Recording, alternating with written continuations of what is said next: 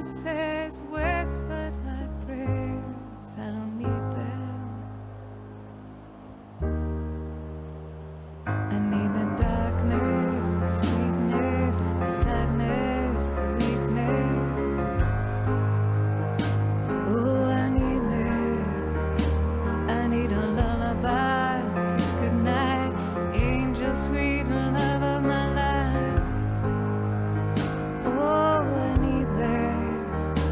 Well, is it dark enough? Can you see me? Do you want me? Je m'appelle Gabrielle Hélène Coulter. Je suis une chorégraphe. Tu sais, une chorégraphe en tant que telle, chorégraphe de danse, crée des œuvres de danse de différentes sortes. Moi, je suis chorégraphe contemporaine. Je tire des influences de vraiment beaucoup de différentes places. Je fais beaucoup de fusion contemporaine hip-hop. Moi, à la base, quand j'étais jeune, c'est ça que je faisais. J'étais une danseuse hip-hop. Je faisais des compétitions. J'ai fait mon bac à l'Université de York en danse contemporaine avec spécialisation en chorégraphie. Par la suite de ça, j'ai continué mon cheminement à Montréal. J'ai fait mes propres œuvres sous mon nom, sans avoir de compagnie formelle.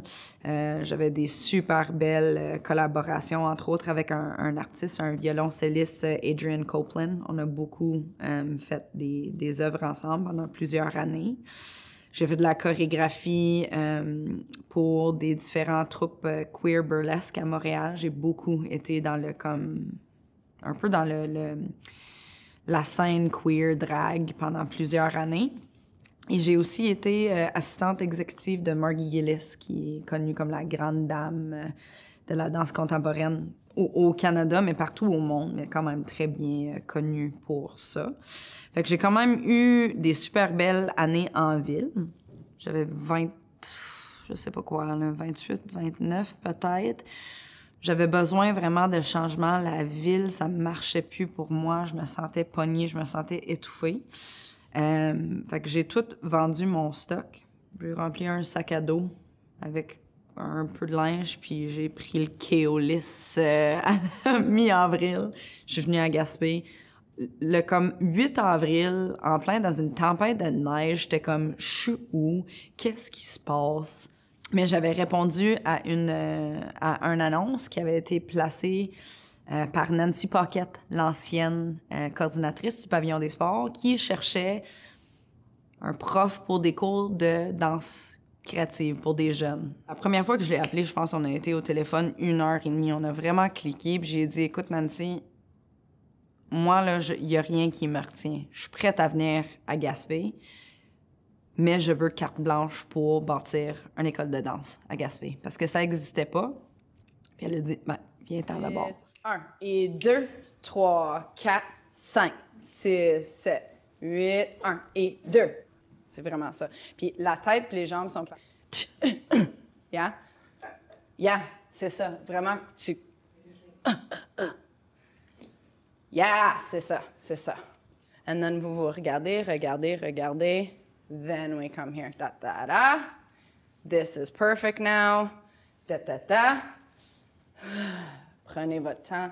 Da, da. And this is slow. Da, da, all the way around, up and step. C'est ça. Okay? And we'll figure out the bounces. Quand on a notre propre compagnie de danse et qu'on fait ça à temps plein, c'est vrai qu'on peut vivre de ça et quand même bien vivre de ça. Il n'y a aucun chorégraphe que je connaisse qui ne donne pas des cours et des ateliers pour avoir du revenu. Ça fait un peu partie de le désir aussi de la pérennité de notre œuvre.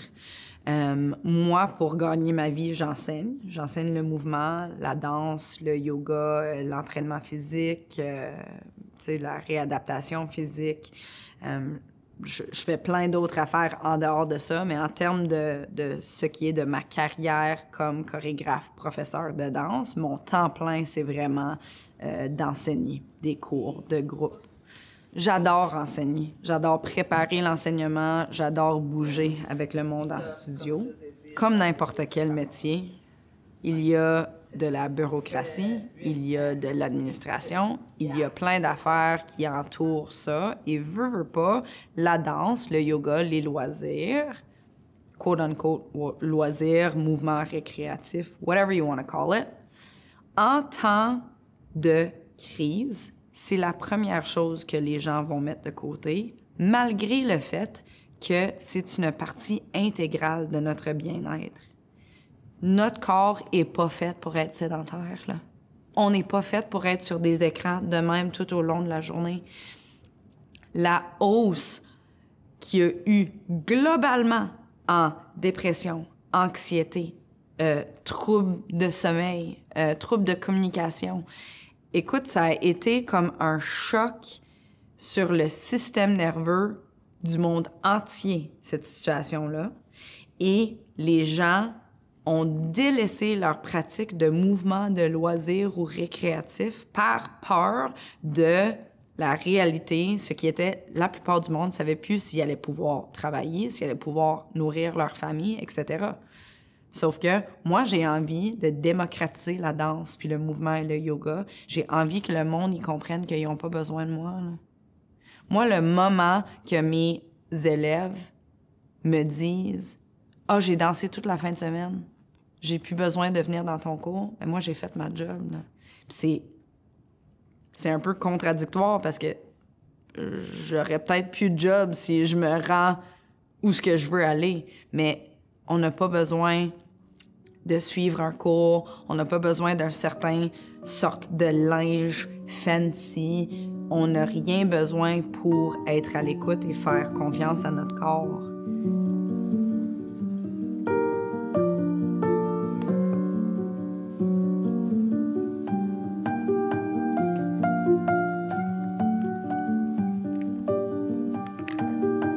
Mon processus de création est un peu chaotique, je te dirais.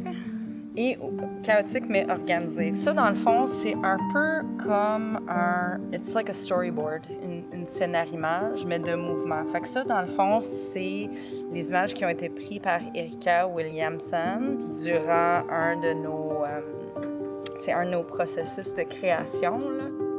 C'est parce que la danse, ce qu'il y a de vraiment très complexe avec la danse, c'est qu'il n'y a pas nécessairement de façon simple d'annoter tous les mouvements. Il y en a plusieurs. Il y a Laban technique, puis tout ça. Mais moi, j'utilise vraiment des repères visuels quand je travaille, des pense-bêtes pour pouvoir un peu jouer avec l'ordre des mouvements, jouer avec les thèmes. Tu sais, comme quand tu regardes ici, on est dans des thématiques distinctes.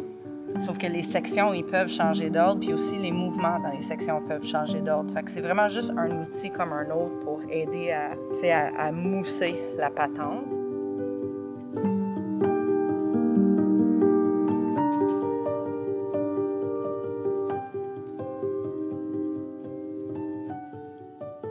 Et en fait, je suis en train de créer une grille, une zone de travail, ce qui va faire en sorte que moi, je me donne les paramètres de devoir travailler dans l'espace créé par cette grille-là, à la place de me dire, OK, j'ai tout cet espace-là de libre. En travaillant dans une grille, bien déjà, ça me restreint dans ce que je suis capable de faire. Puis ça, des fois, ces restrictions-là vont nous permettre d'aller chercher plus de créativité parce que il faut qu'on... Ça devient un peu une casse-tête de comment solutionner le mouvement versus juste, OK, ben tu as tout cet espace-là, tu n'as aucune restriction, vas-y. Ben ça va me permettre d'avoir des paramètres dans lesquels jouer.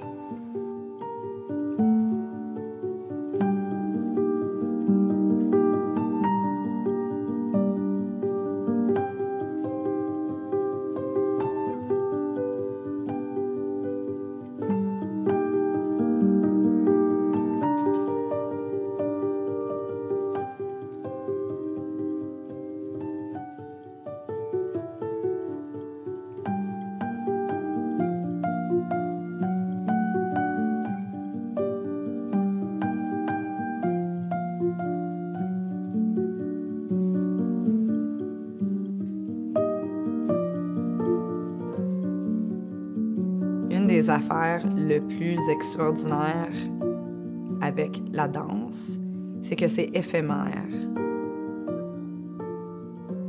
il existe pour le moment que tu le vois. Et après ça, il disparaît, puis c'est jamais pareil. Même une chorégraphie qu'on a pratiquée et répétée 15 000 heures, à chaque fois qu'on le fait, il y a de quoi qui est différent parce que les interprètes sont jamais pareils et le public qui reçoit cette œuvre-là est jamais pareil. Gab, qui regarde une chorégraphie le matin à 9 h et regarde exactement la même chorégraphie à 6 h le soir, va le recevoir de façon très, très différente. Puis des fois, qu'est-ce qui arrive en tant que chorégraphe? Ben, enfin, je parle en tant que chorégraphe, mais ça me surprendrait pas que ça soit pareil pour tous les créateurs artistiques. On commence avec de quoi? Et étant donné que c'est vraiment une partie de nous-mêmes qu'on crée puis qu'on travaille pour que ça devienne de quoi de tangible, ben cette œuvre-là va changer autant que nous, on change. Fait que moi, j'ai 3 ans et demi là, de changement, de vécu, de pandémie, à virer en rond seule, à apprendre à collaborer autrement avec du monde via Zoom parce qu'on pouvait pas être dans le studio. Fait que tous les projets que j'avais en allant avant toute cette situation-là, ben là, ils ont comme... they've morphed, ils ont changé, tu sais. Je trouve que ma façon d'apprivoiser mon processus créatif a quand même changé, mais la façon dont je veux travailler a beaucoup changé. Et de là, le fait de vouloir entamer avec un prochain film. Ça, c'est où ce que je suis rendue, parce que je réalise que c'est vraiment ce médium-là, avec la chorégraphie, qui me permet de voir une œuvre achevée. Ce que je trouve intéressant avec le fait d'ajouter l'élément de artiste de film, c'est d'avoir cet élément de captation qui l'immortalise comme qu'on l'imagine à ce moment-là. C'est une différente approche. C'est ça qui m'allume en ce moment. Beaucoup. Years and years of torment coming in and out of my consciousness until the right time, place, dancer comes along and that particularly elusive project can come to light. The search for the right avatar is always a beautiful but challenging part of the process. I rarely figure in my own works. The ability to create movement and visualize on other bodies is my talent, but also my obstacle. As a storyteller, it is on other dancers that I am most gratified when I create. Stories need to be told, movement needs to be seen. So it finds me. And hopefully, when it comes scratching at my door, I'm ready for it. It's a sort of never-ending waiting game.